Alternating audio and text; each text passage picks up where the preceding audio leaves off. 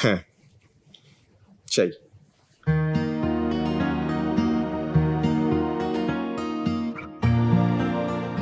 আমি সত্যি জেসমিনকে বিয়ে করতে চাই।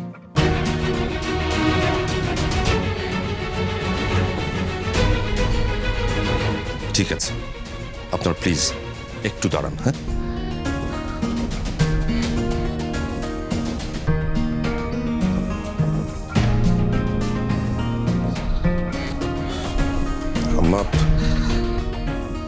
আমরা আসলে সবাই অনেক বড় ভুল করে ফেলেছি।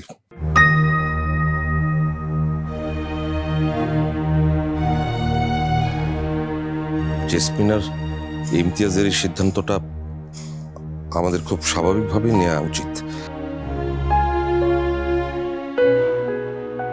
ওদের অ্যাপ্রিশিয়েট করা উচিত। আফটার অল মোজো বিরাট কারবার, জিতে নাও ফ্যামিলি কার, স্পোর্টস বাইক ছাড়াও লক্ষ লক্ষ নিশ্চিত গিফট।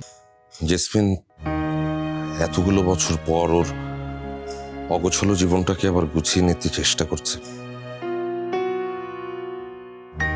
আমাদের তো এখন ওর পাশে দাঁড়ানো উচিত, মেন্টাল সাপোর্ট দেওয়া উচিত।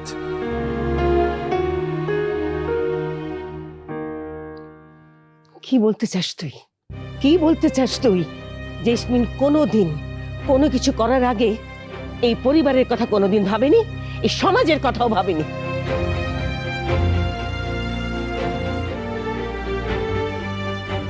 ও একের পর এক ভুল সিদ্ধান্ত নিয়ে এই বয়সে এসে আবার একটা কেলেঙ্কারি করতে যাচ্ছে। ও নিজের জীবন কি গোছাবে? হ্যাঁ, আমরা জেসমিনের অতীতের জন্য কিন্তু আমরা নিজেরাই দায়ী ছিলাম। আর সবচেয়ে বড় অপরাধী তো আমি।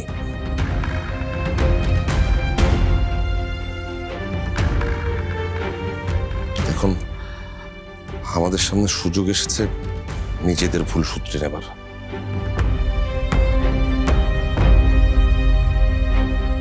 এত বড় একটা মেয়ে আছে যার ঘরে, সে আবার এখন বিয়ে করতে চাচ্ছে, আর সেটাকে তুই সাপোর্ট করছিস?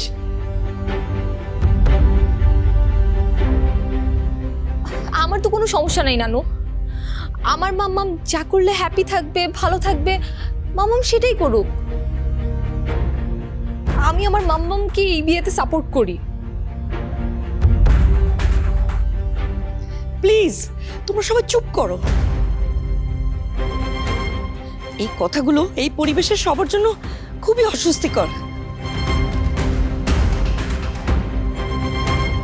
জেসমিন, তুই একটা কথা বলবি না। এখানে তোর বড় ভাই, আমি কথা বলছি না। তুই চুপচাপ দাঁড়িয়ে থাক ওখানে।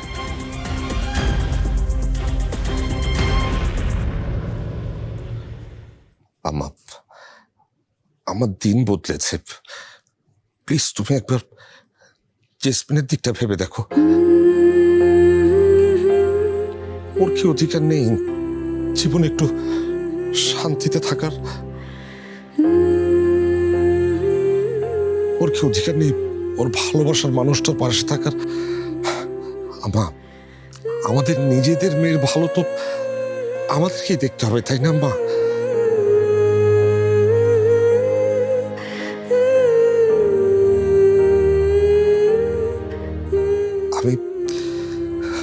আমি নিজে একবারই একই জেদে আর ভুলের কারণে আমার হাতুড়ে জেসমিনের 20টা বছর জীবন থেকে নষ্ট করে দিয়েছি আম্মা। ওকে হারিয়ে ফেলেছিলাম। আজ এত বছর পর ও যখন আমাদের কাছে ফিরে এসেছে, ও আমার সাথে কথা না বলুক, আমাকে ভালো না বাসুক, না বাসতেই পারে, ও আমার চোখের সামনে আছে আম্মা। এটাই আমার জন্য অনেক বড় শান্তি।